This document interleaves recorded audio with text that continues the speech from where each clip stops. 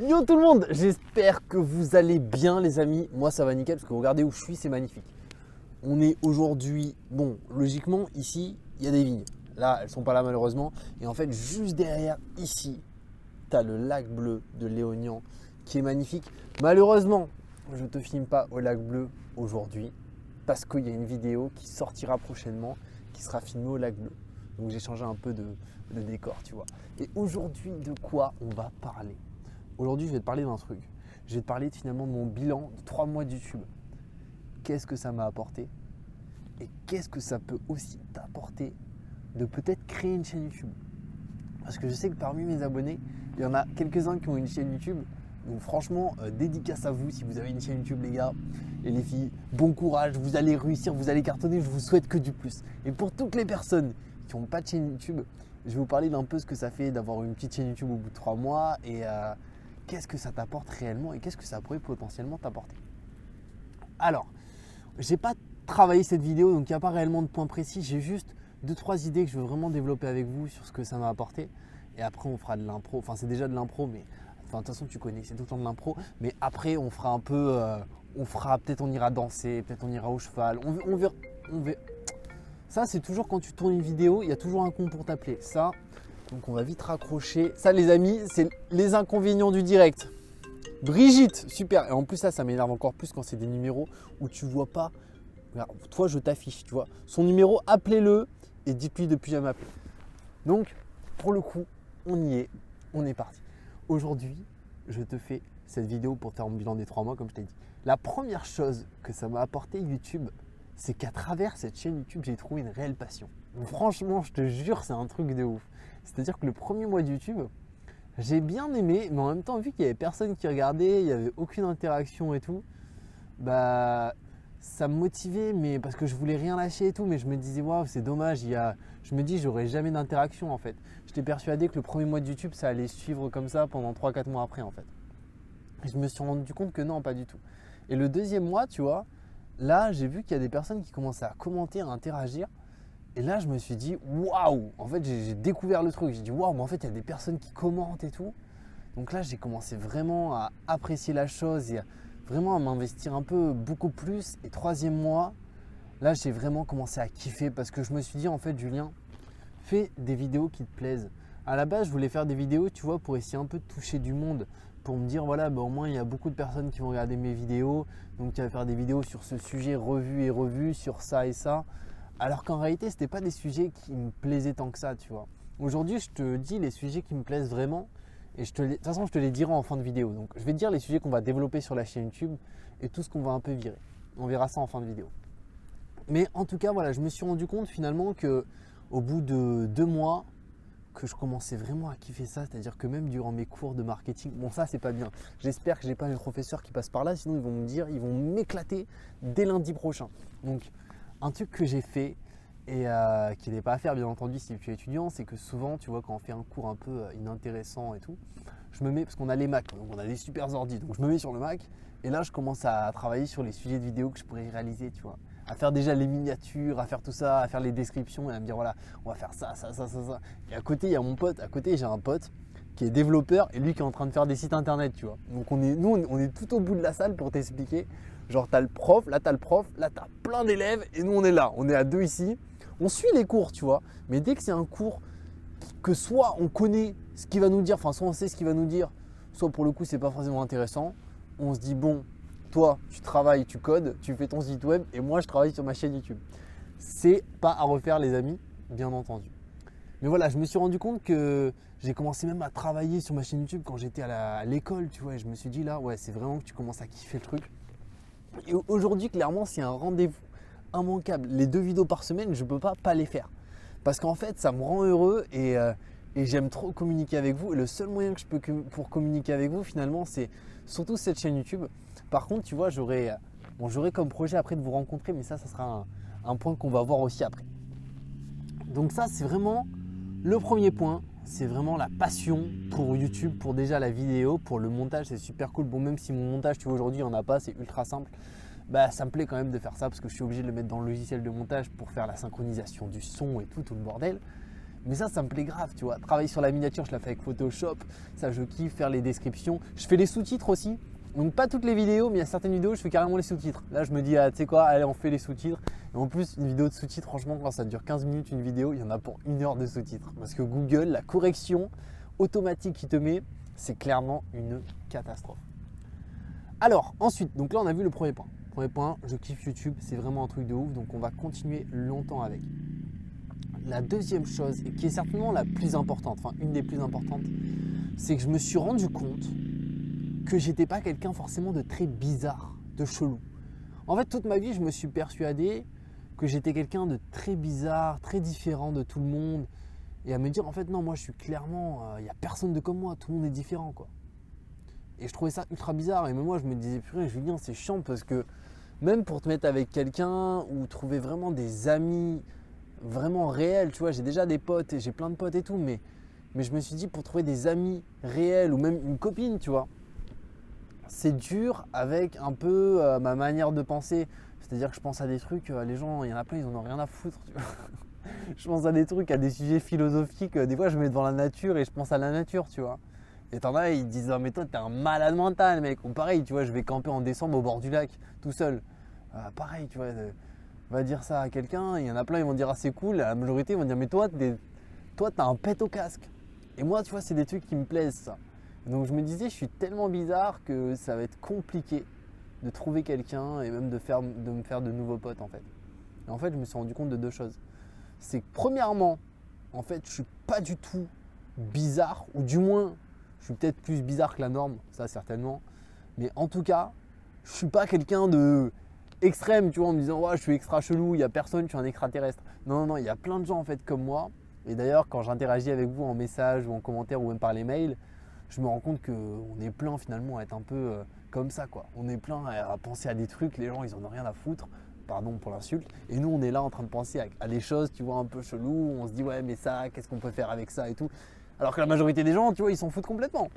Et là je me suis dit en fait non Julien, donc finalement t'es pas bizarre, on est plein à être comme ça, et notamment en fait je pense sur cette chaîne YouTube, il y a au moins 50% des personnes qui regardent cette chaîne YouTube, je pense qui ont ce ressenti d'être un peu hors norme, enfin je veux pas dire positivement ou négativement, hors norme, je veux dire hors de la norme tout simplement, qui se disent voilà la norme elle est un peu comme ça, moi c'est vrai que je suis comme ça, je suis différent, est-ce que c'est bien, est-ce que c'est pas bien, est-ce que c'est bien, est-ce que c'est pas bien, je sais pas, le principal c'est que tu sois bien comme tu es, après si tu es dans la norme et que tu es bien, sois dans la norme, si tu es pas bien et que tu es pas dans la norme, tu reviens dans la norme ou sors de la norme, enfin bref, ça c'est à toi de voir, tu vois, il n'y a pas de bien ou mal. Mais pour le coup, ça m'a beaucoup rassuré parce que je me suis dit en fait non, on est plein à être comme ça, à avoir 18, 20 ans, 25 ans, 30 ans, 40 ans, même 50 ans, voire même 60 ans et finalement à penser à des choses que la majorité des gens ne sont pas intéressés. Après, il faut savoir que c'est toujours ça, c'est-à-dire que nous on pense peut-être à certaines choses que les autres ne vont pas penser, mais inversement, les autres pensent des choses que nous on ne va pas penser. Donc en aucun cas on est supérieur ou inférieur à des personnes qui sont différentes de nous. En fait, on est tous au même niveau. C'est juste qu'on a des manières de penser, des manières de voir les choses bien différentes. Et ça aussi, c'est un sujet qui est intéressant. C'est de ne pas tomber dans cette idée de te dire « moi, je pense différemment, donc j'ai raison ou je suis supérieur à l'autre » en fait. En fait, non, chacun va penser à des trucs différents. Et toi, tu vas penser à des trucs, tu vas te dire « ouais, mais les gens, ils pensent pas à ça, c'est tous des cons ». Ben non, en fait. Parce que les gens, ils pensent pas à ça, par contre, ils pensent à ça. Et ça, toi, tu n'y penses pas.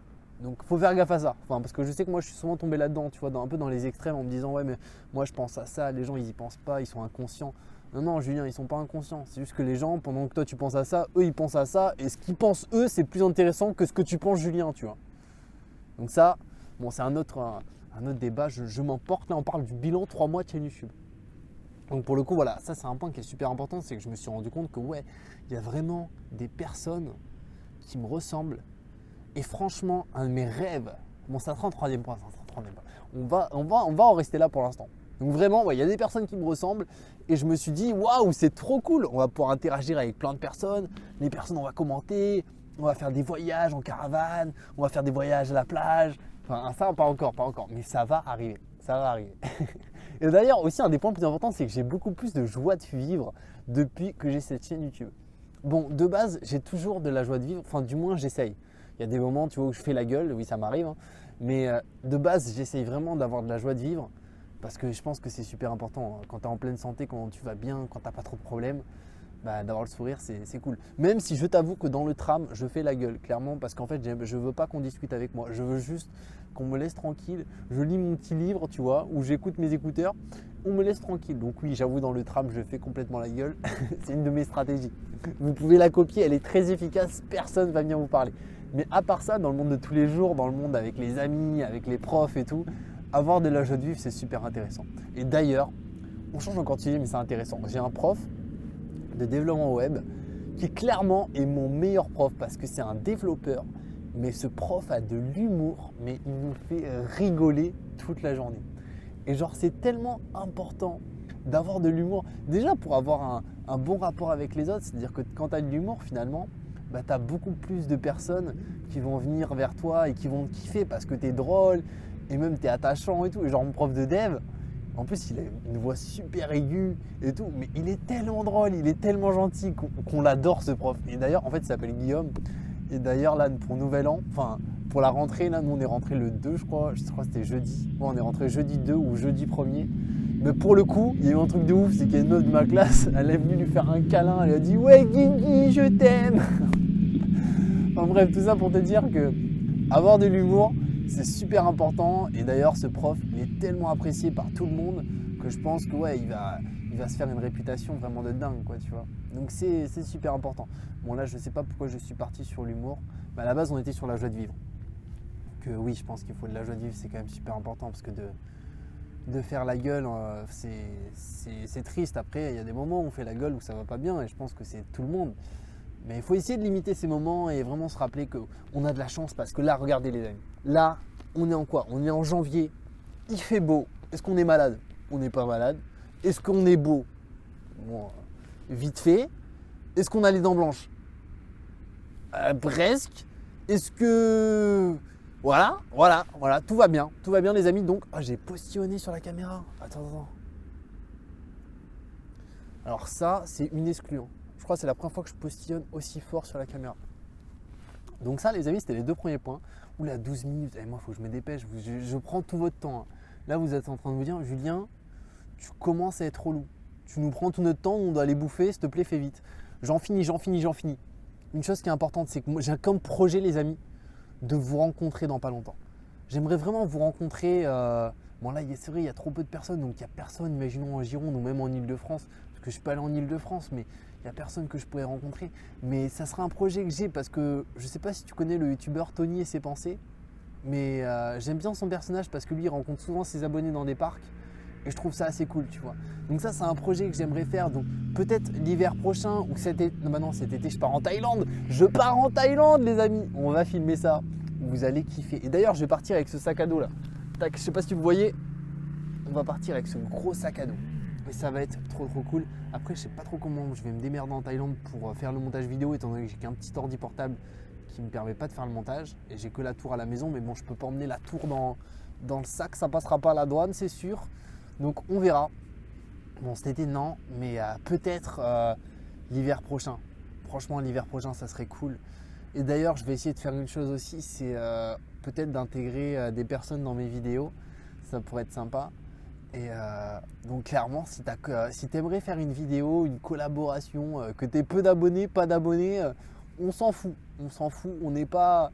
Je veux pas faire une vidéo avec Norman ni Cyprien, je veux faire une vidéo avec des personnes lambda, tranquilles, comme moi, et basiques, tu vois. Et donc clairement, ça serait cool. Donc ça, c'est un projet aussi. Ça serait de faire des collaborations. Tu sais, moi, j'ai l'impression que c'est un truc de ouf, collaboration. Mais en réalité, c'est juste faire une vidéo, quoi. Donc ça, c'est un projet. D'ailleurs, il y avait une personne qui voulait qu'on fasse une vidéo ensemble, donc je vais peut-être le recontacter. Et ça sera intéressant, tu vois, de mettre des nouvelles personnes sur la chaîne et en fait de faire une vidéo, imaginons, sur un canapé, genre dans mon studio ou peu importe où, ou même dans une forêt. Genre là, tu vois, tu fais une vidéo avec ton poteau ou ta poteau, tu vois, et on parle d'un sujet intéressant, où on pose des questions à l'autre pose des questions et ça pourrait être cool. Et d'ailleurs, j'ai comme projet de faire une FAQ, donc certainement... Pour la prochaine vidéo, je vous demanderai de poser vos questions et je ferai une réponse aux questions avec toutes les questions que vous voulez. Vous pourrez me poser plein de questions et j'y répondrai. et ça sera cool. Mais globalement, vraiment, si tu as comme projet de créer une chaîne YouTube, fais-le le plus rapidement possible, ça va t'apporter plein de choses dans ta vie. C'est vraiment super cool à faire. En plus, tu vas vraiment te développer, c'est-à-dire que tu vas apprendre à mieux parler, à mieux communiquer. Tu vas aussi apprendre à faire du montage vidéo, à faire un peu de la vidéo. Donc ça va être super cool. Aussi au niveau de l'écriture, si tu fais les sous-titres, tu vas apprendre à faire moins de fautes d'orthographe. Donc c'est quand même plein de points positifs. En tout cas, j'espère que cette vidéo t'a plu. Sache que je t'aime beaucoup. Et je te dis à la prochaine et peace out! Stop! Si la vidéo t'a plu, n'hésite pas à t'abonner à la chaîne. On sort une vidéo tous les mercredis et dimanches à 20 h. Je t'ai mis juste à droite la dernière vidéo que j'ai sortie et tu peux t'abonner à la chaîne en cliquant sur mon visage. En tout cas, prends soin de toi et je te dis à la prochaine et ciao!